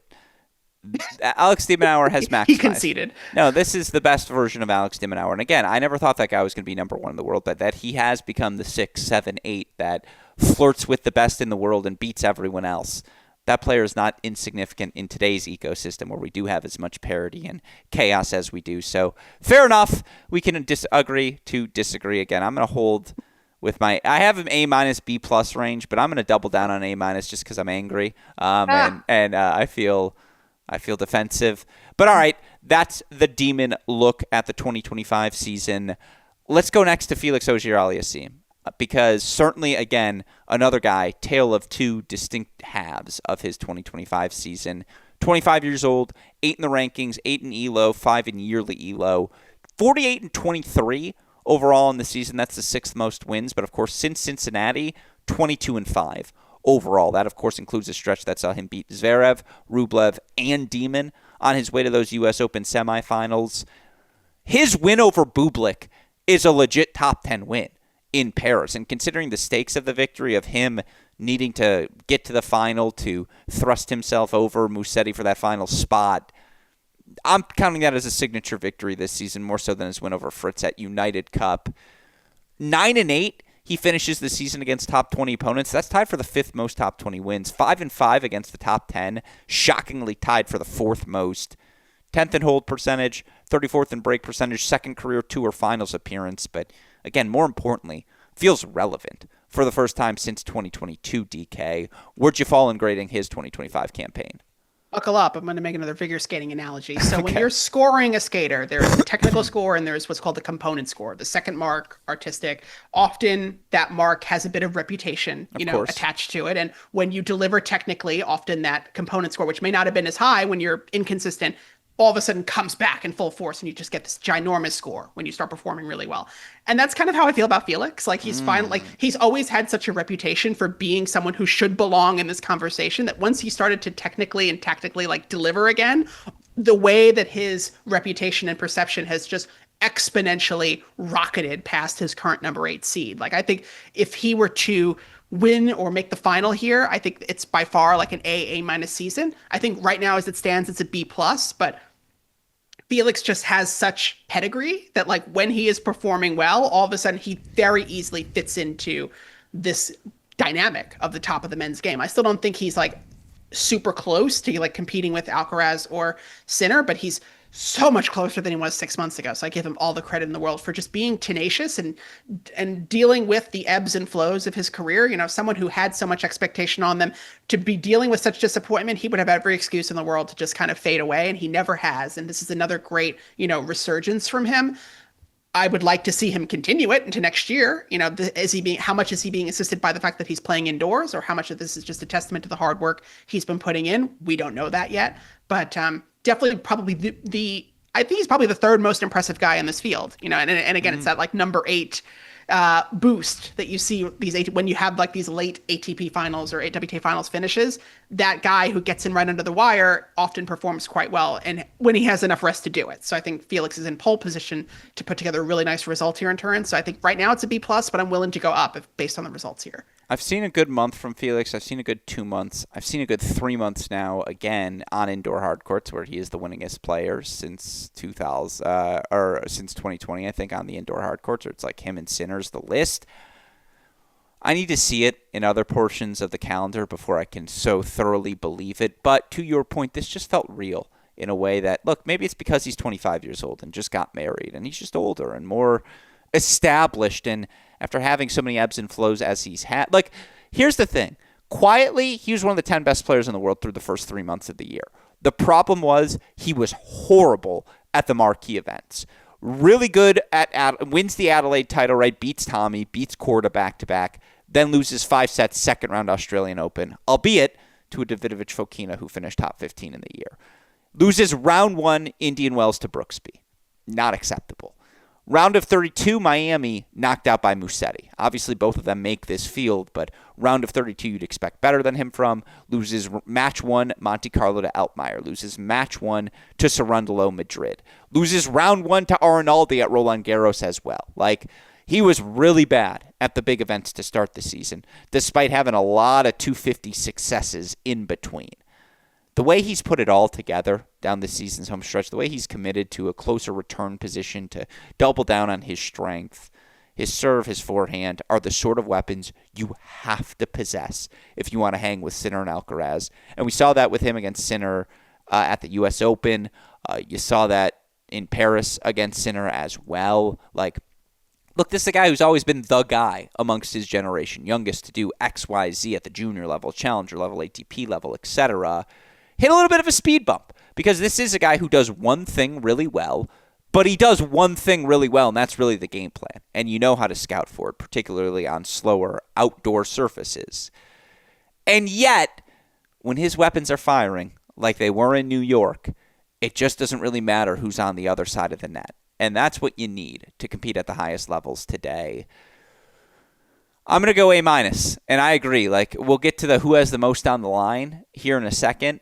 He's third on my list for who has the most on the line because you're right. With a big run here to cap off this signature 3-month stretch, it's Kirkland brand Rybakina, where Rybakina has more equity to fall back upon because she's won a major title before, and this was her third consecutive Tour Finals. But it would be that sort of thrust forward for Felix where it's like, hey, all this momentum you built, it's real, and you are one of the guys going into the offseason. Yeah, it's just he's just, again, the pedigree that you get from Felix. It's what you want to see from an ATP Finals. Like, I think if the ATP could have like drafted a field, they'd want to see Felix, they'd want to see Jack Draper, they'd probably want to see Holger Rune. They want Fonseca. The Fonseca, and maybe they would even want a Musetti. You know, like another Italian they got guy. Sinner covered. They're fine. Well, I don't know. Well, after all that Davis Cup stuff, I don't know. But and certainly when like painting a picture of like the 8 guys, like I think Felix is so. I think there is a collective sigh of relief when Felix is playing well because there was so, to your point, there was so much like early investment in him that when it pays off the way it has the last couple of months, everyone's happy. So I think this is a big moment for him, and I would like to see him really rebound from this Sinner loss today. Yeah. Again, 25-year-old Felix, second career Tour Finals. I go A-. You say B+ pending? Yes. If he makes semifinals, is it A-? Yes, because that means he'll be 2-1, second in the group, or hopefully. I mean, it could be a 3-way tie for 1 and 2, but hopefully it means he's won at least 2 matches. Yeah, no, they're all gonna. Sinner and Alcaraz will both be 3-0, and everything else they're just not gonna play, and they're just gonna be like, look, let's just go to the finals. We know what we got to do. You guys, I'll go enjoy the Maldives, because it's almost off-season time.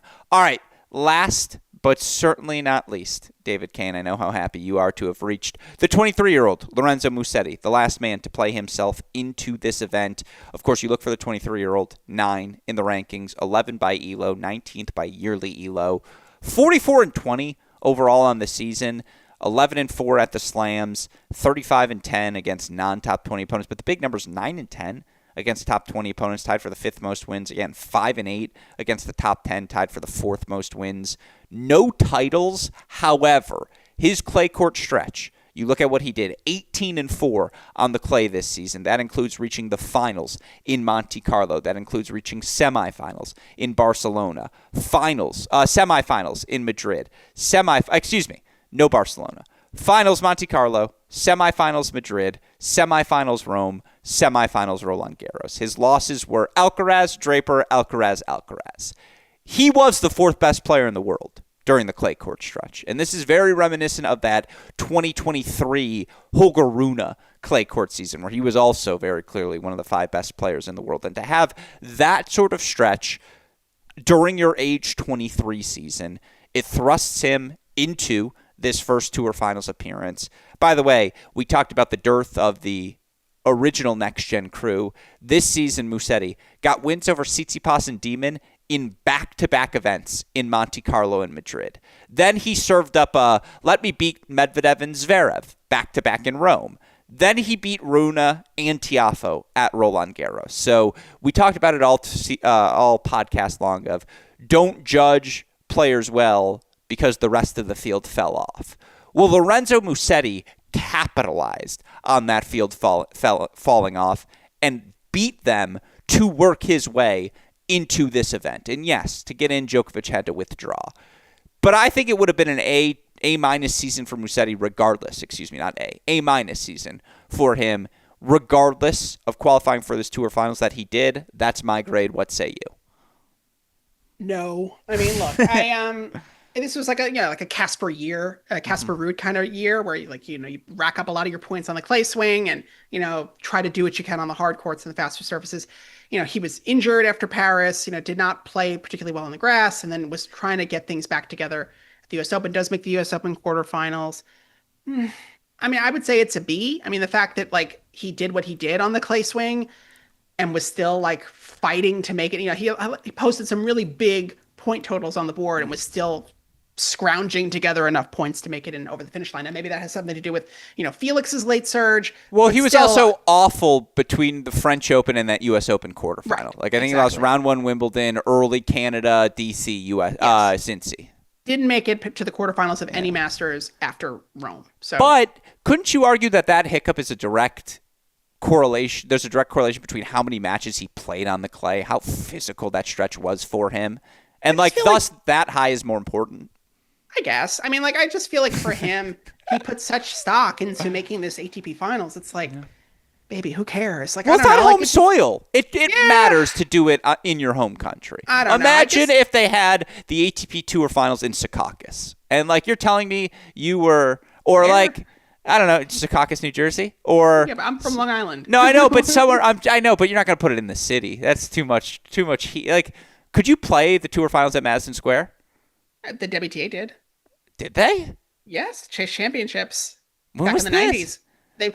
Martina Hingis was playing 5-set finals in 1996. The Chase Championships over Steffi Graf. Okay, then I retract. Forget Secaucus. Yes. It's at MSG. You're telling me you wouldn't have played an Athens event to try and play a Tour Finals at MSG? I guess, but I just feel you think of someone of a Lorenzo who is kind of like Felix, maybe to a lesser degree, someone who you look at as having that sort of Grand Slam pedigree, and it's should that person be really slumming it to make just trying to vulture as many points as possible to get over the finish? Yes.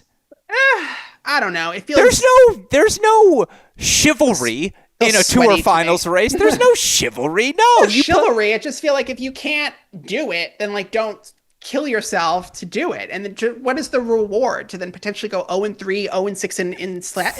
Fuck it. Yes. I want to qualify for that Tour Finals. Again, it comes down to how much do you value it. Not only the prize money that comes alongside of it, but you're one of the 8 best players in the world. This is the... Well, if he signs up for this and signs up for that possibility and is okay with it, then yes, I guess I feel differently. But if he comes in and is then crushed by the disappointment that I think is incoming, then...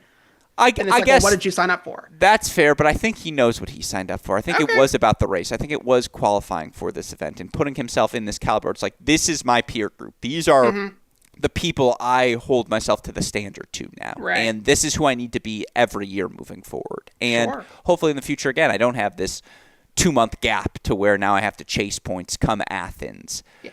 But I think we want late season tennis to matter, and Musetti's chase is what made this final week matter to the extent that it did. And I love that he chased it for a first Tour Finals appearance. So he's an A- for me, and you're not going to deter me from this one. But you can have the final words on the Italian. Yeah, no, it's not an A- because if you only play well 1/4 of the year, you don't get an A-. I think I'd say it's a B, B-. Maybe I'll give him a B because he did make his first Masters final, made another Slam semifinal. Really made US good Open on his quarters. clay court potential. US Open quarter, yes. I'll give him a B. But I don't know. I just think he was so far out of the title winning conversation for so much of the year that it's hard to put him in the A range. And again, I want to see how he translates this into next year, because if he killed himself to then have a slow start at the beginning of next year, and he's got to cut his hair. That's the other point I was going to make. Those are my 2 notes. Okay. I'll pass it along. That'll be good to hear. No, all right, fair enough. B for you, A- for me. Those are your grades for your 8 Tour Finals participants. Last 2 things we got to do, DK, before I let you go. Most on the line at these Tour Finals, much like we did on the women's side. I have my rankings list. I'll let you be the assessor of it. Most on the line for me, Sasha Zverev. It's just like, you've won this event before. You haven't had a signature title run all season. There is no Djokovic in this field. Like, go beat one of these guys. Go beat two of them. You came close in Vienna. This is your shot if you're Zverev. You almost have to have this one to feel like you're still in the hunt. Not have to, but boy, it would help.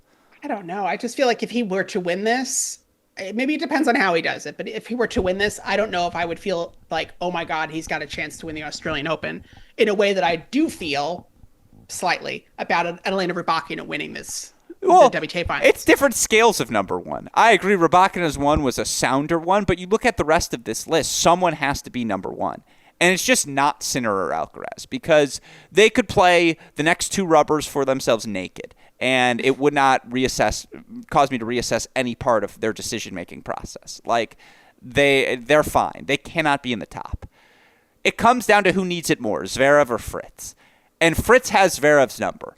So Zverev needs it more, because he needs to have some sort of number. He needs to have some sort of thing that he can look in the mirror and say, this is why I'm still in the fight. I just won the tour finals. Like, I am in the mix. I made the final of this Australian Open last year. Those are players with more to lose. It's like, who has most more on the line, who's by, the most to lose? Yeah, it's like, who has more to lose by not winning it versus who has the most to gain by winning it. Exactly right. I feel like Shelton and Felix have probably the most to gain by winning it. Like, I feel like if Ben were to like storm to this ATP Finals title or Felix, then I do look at them potentially as someone who can at least make it into the final of the next slam. Whereas where to your point, if Zverev or Fritz win it, it feels like they have held steady. They've like kind of reset the deck chairs for next year. Whereas I don't think they have made a step forward necessarily. Whereas I think if Felix or Ben win it, then they're making steps forward. So that's probably the difference. That's very fair. I like that line of thinking. I have Zverev 1, Fritz 2 for the same reason. I have Felix 3rd for everything you just said. So we're all kind of, No, completely.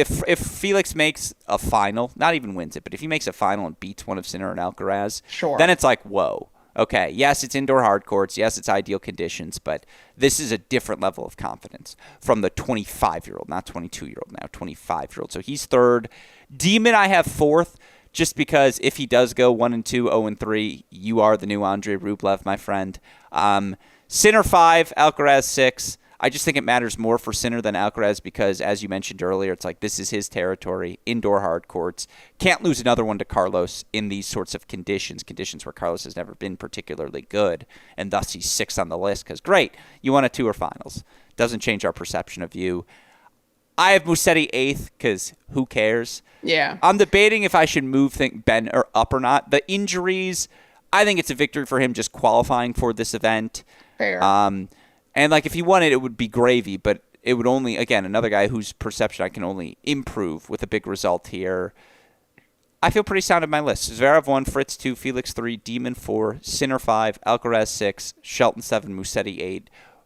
Final word on this topic belongs to you. Yeah, no, I do agree in the sense that if Zverev were to go 1-2 or 0-3, then, well, I guess disaster. He can't go. He already won a match, right? So I feel like he's, Well, he could go 1-2. Yeah, so, I mean, I think if he hold steady, then yes, that's it. That's a lot it wipes out some of the disappointments from this year. But I think, yeah, if you can get Ben or Felix holding this title, then I would really be wanting to look at them as like, those are those people who can be competing next year. But because I think I'm just so starved for someone who could potentially 100%. Compete with the top of the game. So I think I'm looking more towards that as opposed to people who are trying to defend their crumbling reputations. Very fair. Well, then, last but not least, predictions. And again, we're 2 days in. Sinner, Zverev, Alcaraz, Fritz, each 1-0. The groups again, Group Connors, Alcaraz, Demon, Fritz, Musetti. Group Borg, Sinner, Zverev, Shelton, Felix. DK, start with Group Connors. Alcaraz and Fritz? Yeah, it certainly should be them. And if it isn't, then something has gone. I agree. That's the less interesting group, particularly with Fritz already beating Demon.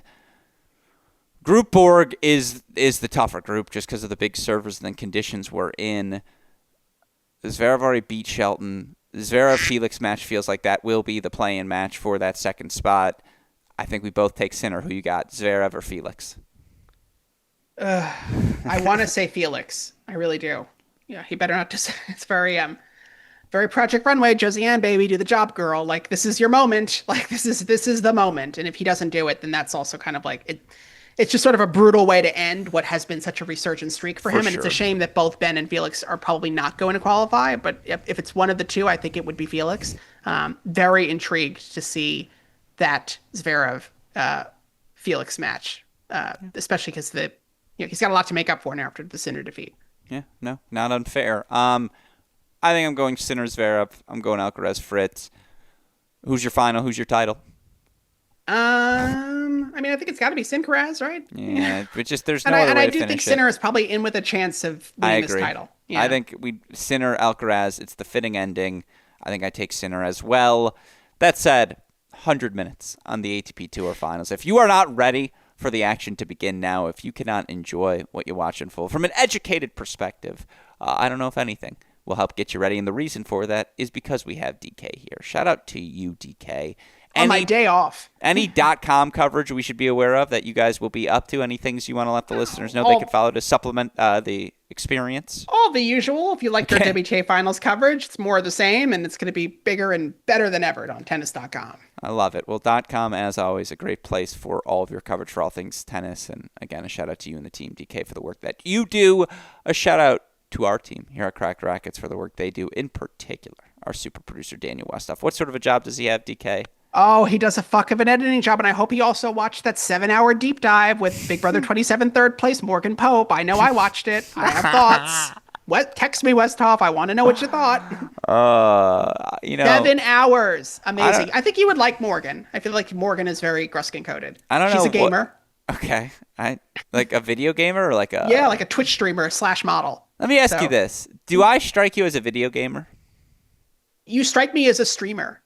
You're very like Twitch stream coded because you can talk and talk and talk, and you can. Yeah. This is like, I feel like that's really the next frontier for you to be watching tennis on Twitch stream. You're not wrong. I don't watch streams though. I like to talk, not be talked to. No, that's not yeah, true. I'm also though a podcast listener. I know my people. We were talking. I'm expanding my horizon of podcasts as well. Us listening to podcasts is very much like the silent generation in radio. We're just we like our like big box. We just want to sit in front of it. Let me tell you. I'm glad you brought this up. If I was born 20 years earlier, 75 instead of 95? No, because that's still probably a little too late. We'll go 30 years earlier, 65 instead of 95. Shout out to me and my mom being born the same year now. I would have the #1 drive time sports radio show in Detroit. Like, there's just not a doubt in my mind that, and they like, shout out Mike Valeni, who one of the best in the business. That has been my 2 to 6 radio show, sports in Detroit. I still listen to the podcast version of it now because I have to hear my local takes. There's another world. Like, do you know how well I would throw? When Ben came on the pod, Ben Rothenberg for the listeners, to promote the Osaka Ben Shelton book. was busy. So. Yeah, well, no kidding. But I kept doing just as a bit because I was bored. So I was like, Ben Rothenberg here, author of Naomi Osaka, Her Path to and Her Journey to Finding Her Voice. Like, as they do on the radio, resetting after. I did it every 10 minutes just to piss him off. And like, I'm sure he loved it. He was like, I think by the third time, he was like, what are you doing? And I was like, oh, okay, so you picked up on it now. And so... Do it a bit. Yeah, exactly. You know what we do. By the way, this will be the last thing, then we can go. Getting texts of...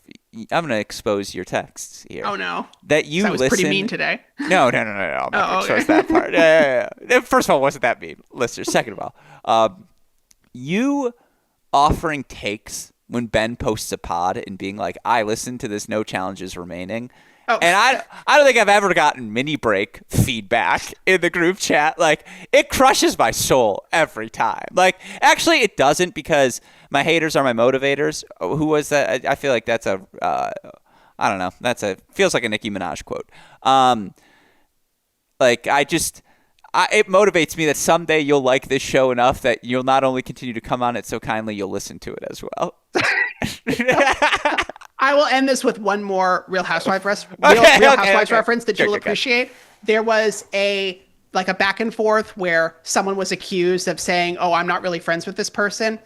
And the defense was, no. I said, she is a historical friend. And No Challenges Remaining is a historical podcast. It is something I have been listening to on and off since 2012. Yeah, me too. To put a finer point on like the time and place where they first started releasing episodes of No Challenges Remaining in 2012, I was going to like within 2 weeks of the opening of Lady Gaga's Upper West Side restaurant, Joanne Trattoria. Okay. Like if there was in that, like Born This Way had just dropped a few months ago. Like I have been listening to that podcast on and off for basically 15 years. So I'm continuing to listen to it. I've started listening to it again. I generally don't listen to tennis podcasts. I've dipped my toe into the tennis podcast occasionally. I prefer their reels. They're very well edited, but wink. So or you I feel like I'm just so steeped in tennis pod lore that I just it's a lot. And also I feel like when we talk, I'm so much more I feel like I'm listening to the podcast when I'm on with you. And well, I want to really be very satiates clear. me. I consider you a friend, not just like a work colleague. Not like you consider me a historical friend? No, not historical. Active friend.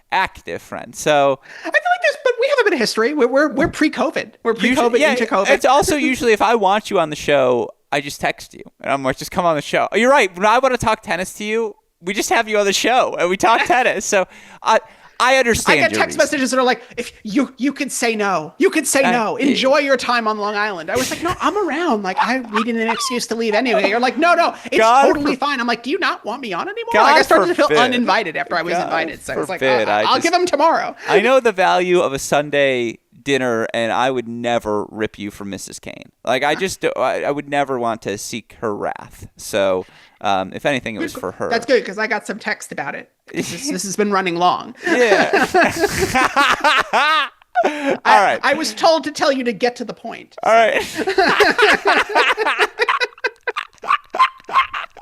With all love and affection. For the fantastic David Kane, my partner in crime, our super producer Daniel Westhoff, and from all of us here at both Cracked Racquets and the Believe Podcast Network, I'm your host, Alex Gruskin. DK, what do we tell the listeners?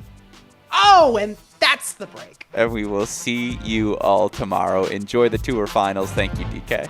До свидания.